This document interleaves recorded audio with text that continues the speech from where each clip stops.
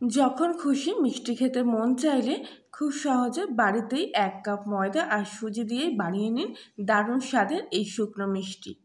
সেজন্য প্রথমেই আমি এখানে নিয়ে নিয়েছি 1 কাপ পরিমাণ মতো ময়দা, স্বাদ মতো লবণ, সামান্য 1 চুটকি মতো বেকিং সোডা এর মধ্যে দিয়ে দেব।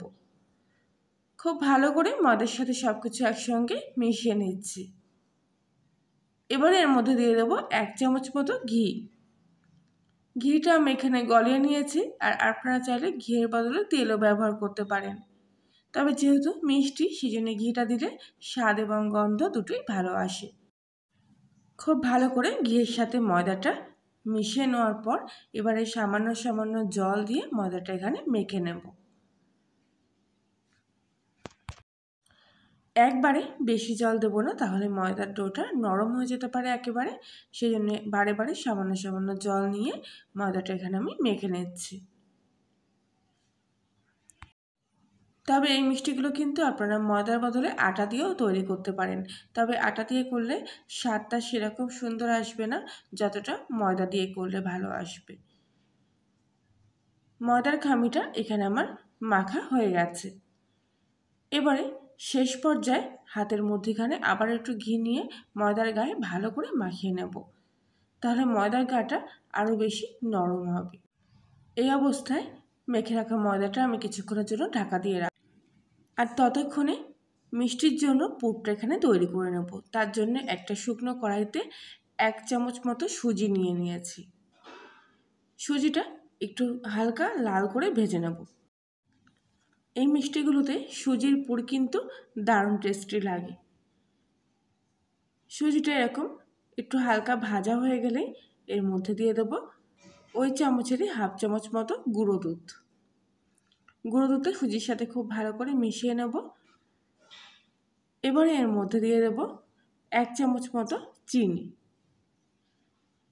এখানে আমি কিছুটা ড্রাই ফ্রুট নিয়েছি, কাজু আর কিশমিশ একটু সরু সরু করে কুচিয়ে নিয়েছি, সেগুলো এর মধ্যে দিয়ে দিলাম।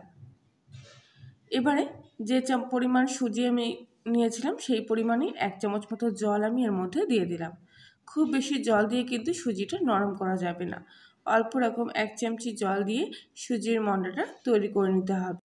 সব শেষে 1 চামচ মতো ঘি দিয়ে সুজির পুরটা আমি এখান থেকে নামিয়ে নেব।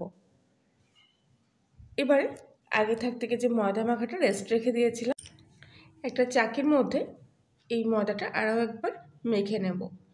এরপর গোল একটা লিচি করে ওপর থেকে কিছুটা শুকনো ময়দার গুঁড়ো ছড়িয়ে নিয়ে এই লিচিটা রুটির মতো করে বেলে নেব। ছোট লিচি, তাই আমি 1-2 ভাগ করলাম না। যদি আপনাদের ময়দার পরিমাণটা বেশি থাকে তাহলে 2 ভাগ করে তারপরে এরকম পাতলা মতো করে রুটি বেলে নেবেন। এবারে একটা গোল কাটার দিয়ে আমি এরকম এই লিচির থেকে গোল গোল করে কিছুটা অংশ কেটে নিচ্ছি। যে কোনো কৌটোর ঢাকনা দিয়েও এগুলো আপনারা এরকম গোল গোল করে কেটে নিতে পারবেন। প্রত্যেক কটা লিচি এখানে আমার কেটে নেওয়া হয়ে গেছে। এবারে বাদ বাকি ময়দার অংশটা আমি এখান থেকে তুলে নিচ্ছি। এগুলো দিয়েও পরে কিন্তু আবার মিষ্টি তৈরি করা যাবে। এবারে আগে থেকে যে সুজির পুরটা আমি তৈরি করে রেখেছিলাম, তার থেকে অল্প সামান্য একটু অংশ নিয়ে এই লিচির মধ্যে দিয়ে দিলাম। এবারে 4 সাইড থেকে কিছুটা জল এইভাবে লাগিয়ে নিচ্ছি। এবার এর ওপর থেকে আরেকটা লিচি আমি এইভাবে বসিয়ে দিলাম, আর 4 সাইড থেকে এইভাবে খুব ভালো করে কিন্তু দুটো লিচির মুখ একসাথে এইভাবে চেপে চেপে জয়েন্ট করে দিলাম। এবারে আমি এর ধারগুলো এইভাবে মুড়িয়ে মুড়িয়ে মিষ্টির নকশাটা তৈরি করে নিচ্ছি। এই নকশাগুলো তৈরি করা খুবই সোজা। একটুখানি লক্ষ্য করলে বুঝতে পারবেন যে আঙুলটা আমি কীভাবে এভাবে ঘুরিয়ে ঘুরিয়ে নিচ্ছি। ঠিক এইভাবে চেপে একটু কোণ মতো তৈরি করতে হবে, আর এই কোণটাকে এইভাবে মুড়িয়ে দিতে হবে।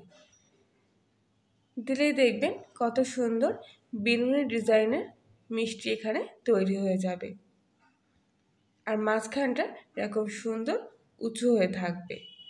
আর সেজন্য পুরটাও কিন্তু একটু বেশি করে দেবেন, যাতে মিষ্টিগুলো দেখতে বেশি ভালো লাগে। আর একটা মিষ্টি আমি এখানে তৈরি করে দেখাচ্ছি, যাতে আপনাদের বুঝতে আর একটু সুবিধা হয়। একবার ভালো করে দেখে নিলে যে কেউ কিন্তু এই ডিজাইনটা খুব সহজেই তৈরি করতে পারবে। সবকটা মিষ্টি একইভাবে এখানে আমি তৈরি করে নেব। আর এগুলো তৈরি করতেও কিন্তু খুব একটা বেশি সময় লাগে না, খুব তাড়াতাড়ি ডিজাইনটা তৈরি হয়ে যায়। বাকি মিষ্টিগুলো আমি একইভাবে এখানে তৈরি করে নিয়েছি। এবারে কড়াইতে সামান্য কিছুটা সাদা তেল উষ্ণ একটু গরম করে নিয়েছি, আর এই গরম তেলের মধ্যে এক এক করে মিষ্টিগুলো আমি ছেড়ে দিলাম। এবারে একে একে মিষ্টিগুলোর ওপরে আমি এভাবে গরম তেল একটু দিয়ে দেব, যাতে মিষ্টিগুলো খুব সুন্দরভাবে ফুলে ওঠে। কিছুক্ষণের মধ্যেই দেখবেন মিষ্টিগুলো ওপর থেকে কিন্তু খুব সুন্দরভাবে ফুলে উঠবে। এই দেখুন মিষ্টিগুলো আগের চাইতে কতটা বড় হয়ে গেছে, ওপর থেকে একদম বেলুনের মতো ফুলে উঠেছে। একটাও মিষ্টি কিন্তু এখান থেকে নকশা খুলে যায়নি বা ভেঙে যায়নি। কত সুন্দর দেখুন মিষ্টিগুলো তৈরি হয়ে গেছে। এবারে উল্টে পাল্টে একটু লাল করে ভেজে নিলেই তৈরি হয়ে যাবে।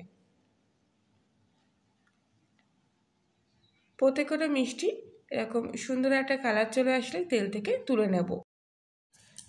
মিষ্টিগুলো তেল থেকে তুলে নেওয়ার পর কিছুক্ষণ ধরে কিন্তু ভালো করে ঠান্ডা করে নিতে হবে।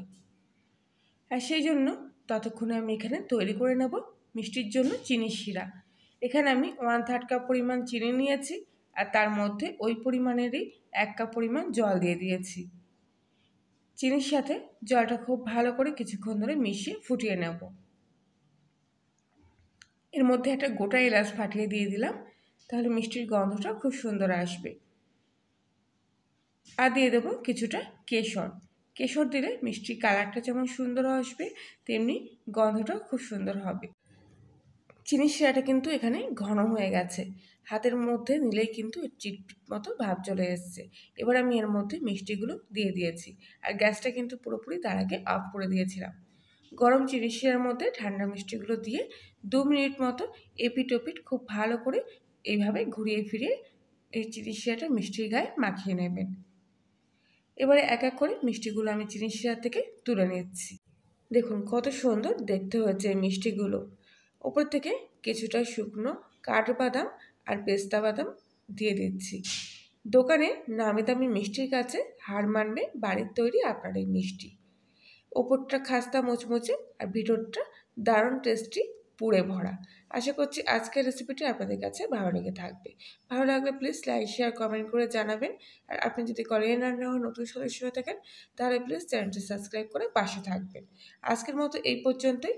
ততক্ষণ সবাই ভালো থাকবেন, সুস্থ থাকবেন।